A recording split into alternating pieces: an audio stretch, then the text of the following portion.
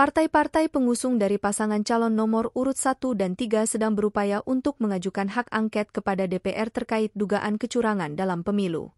Namun, pengamat hukum tata negara dan Ketua Umum PBB, Yusril Iza Mahendra, menjelaskan bahwa pemilu, termasuk Pilpres, hanya ditetapkan melalui dua mekanisme resmi, pengumuman oleh Komisi Pemilihan Umum, KPU, dan keputusan dari Mahkamah Konstitusi, MK, dalam kasus sengketa hasil pemilu. Mengapa hak angket tidak dapat membatalkan hasil pemilu, terutama Pilpres? Menurut Yusril, hal ini karena hak angket adalah wewenang DPR untuk mengawasi eksekutif, yaitu pemerintah. Oleh karena itu, fokus hak angket seharusnya pada aspek dinamika politik terkait kecurangan dalam pemilu. Selain itu, Yusril menjelaskan bahwa setelah amandemen UUD, pertanyaannya adalah siapa yang melaksanakan pemilu. Sebab, UUD telah mengatur bahwa MK memiliki kewenangan untuk mengadili perselisihan hasil pemilu.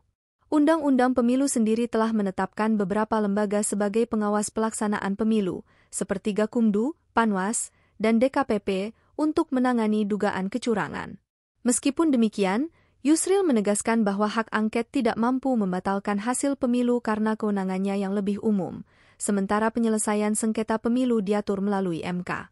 Jika perselisihan hasil pemilihan umum itu terjadi, maka konstitusi kita telah memberikan satu saluran untuk menyelesaikan konflik ini, ialah melalui Mahkamah Konstitusi. Di Mahkamah Konstitusi lah para pihak yang bersengketa atau berselisih tentang hasil pemilu itu dapat menyelesaikan konflik atau perselisihan mereka. Apa aja yang bisa diadili di Mahkamah Konstitusi itu? Sejatinya, secara normatif, kalau kita membaca pasal 24C Undang-Undang 45, yang menjadi kewenangan Mahkamah Konstitusi itu adalah mengadili perselisihan hasil pemilihan presiden dan wakil presiden. Jadi hasilnya yang diperselisihkan, bukan prosesnya. Kalau prosesnya itu adalah sengketa proses, maka kita membedakan antara dua jenis perselisihan dalam pemilihan umum ini. Yang pertama adalah sengketa proses dan yang kedua adalah sengketa hasil. Sengketa proses itu menyangkut proses administrasi. Apakah calon bupati ini memenuhi syarat atau tidak? Apakah calon presiden wakil presiden memenuhi syarat atau tidak? Ijazahnya palsu apa enggak? Itu diselesaikan oleh Bawaslu dan diselesaikan oleh Pengadilan Tata Usaha Negara. Jadi kalau sudah selesai Pilpresnya terus dipersoalkan syarat presiden wakil presiden, itu sebenarnya sudah nggak relevan.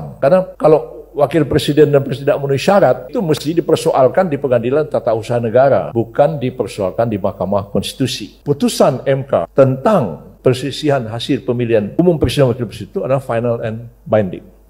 Yang mau nggak mau harus ikut pada putusan pengadilan. Itu supaya negara ini jalan. Kalau nggak, negara ini nggak jalan. Nanti ribut terus, lalu proses pergantian presiden dan wakil presiden itu tidak terjadi. Jadi yang dibawa sengketa ke Mahkamah Konstitusi itu adalah hasil akhir pemilihan umum berdasarkan keputusan KPU. Nanti tanggal 20 Maret KPU akan umumkan pasangan A berapa, pasangan B berapa, pasangan C berapa. Dengan adanya keputusan KPU, itulah yang dijadikan sebagai objek sengketa. Kalau pasangan A misalnya tidak puas, atau pasangan B tidak puas, atau A dan B tidak puas terhadap pasangan C misalnya, maka sejak itulah dia dapat mengajukan permohonan kepada Mahkamah Konstitusi untuk membatalkan keputusan KPU itu. Termohonnya siapa? Termohonnya adalah KPU. Minta dibatalkan karena penghitungannya tidak benar. Sejatinya seperti itu, tapi akan banyak kritik. Kalau begini ini MK jadi mahkamah kalkulator katanya. Cuman ngitung-ngitung aja begitu. Tapi sejatinya menurut UUD 45 ya seperti itu. Bagaimana kalau DPR menggunakan hak angket? Ini kan sekarang dikemukakan oleh PDIP. Ya. PDIP akan mendorong hak angket. Hak angket itu hak DPR untuk melakukan penyelidikan terhadap satu dugaan pelanggaran yang dilakukan oleh pemerintah. Pemerintah kan bisa bilang, kenapa kami diangket? Kan yang melaksanakan pemilu kan KPU. Undang-Undang Dasar 45 mengatakan KPU adalah sebuah lembaga negara yang mandiri, independen. Pemerintah nggak ikut campur, misalnya bilang begitu kan. Tapi bisa aja DPR melakukan investigasi. Presiden ada cawe-cawe nggak? Misalnya begitu kan. Ada cawe-cawe apa enggak? Silakan aja diselidiki. Dan kalau sekiranya memang hasil angket itu mengatakan cukup alasan ada pelanggaran, maka hak angket itu kan memberikan rekomendasi kepada aparat penegak hukum untuk mengambil satu tindakan. Ya, jadi seperti itu. Tapi apakah hasil angket itu akan menggugurkan hasil pemilu, apalagi hasil pemilu itu kalau diputus oleh Mahkamah Konstitusi, dia sama sekali tidak menggugurkannya. Bisa aja, misalnya ada polisi atau ada tentara atau ada orang sipil siapapun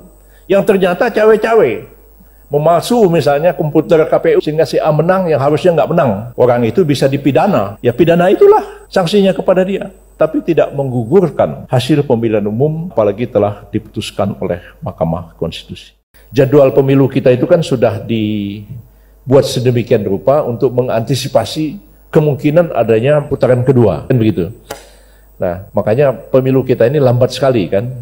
Pemilunya kemarin tanggal 14 Februari, ya. Lalu presidennya dilantik kapan? Tanggal 20 Oktober. Masih sangat lama. Karena mengantisipasi adanya kemungkinan putaran kedua, bukan tidak mungkin juga. Kalau MK mengatakan dikabulkan permohonan ini, silakan dilakukan pilpres ulang. Bisa saja itu terjadi. Sepanjang itu tidak melampaui jadwal pelantikan presiden pada tanggal 20 Oktober 2024 yang akan datang. Mengapa demikian? Karena kalau 20 Oktober 2024 itu presiden baru belum dilantik, ya. Ini negara ini berada dalam apa yang disebut dengan krisis konstitusional, ya. Sebab presiden habis masa jabatannya, ya. Wakil presiden habis, menteri bubar semua, triumvirat nggak ada lagi, lalu terjadi kevakuman kekuasaan. Dan itu harus dicegah. Tidak boleh kevakuman kekuasaan itu terjadi dalam suatu negara, ya. Itu bisa rawan sekali, bisa terjadi perebutan kekuasaan, bisa juga terjadi serangan dari negara lain kalau dalam suasana konflik dengan negara-negara yang lain. Dalam praktiknya, MK pernah membatalkan hasil pilkada dan mengadakan pemilihan ulang. Namun, dalam sengketa pilpres, MK memiliki pilihan untuk membatalkan sebagian atau seluruhnya, meskipun tidak ada jadwal untuk pilpres ulang secara keseluruhan. Ini karena penyelesaian hasil pilpres secara cepat dan jadwalnya telah ditetapkan oleh KPU. Yusril menekankan bahwa hasil pemilu hanya ditentukan oleh dua hal, pengumuman KPU dan putusan MK. Jika sengketa tidak dibawa ke MK, keputusan KPU akan bersifat final. Hal ini menjadi dasar bagi pelantikan DPR, Presiden, dan Wakil Presiden.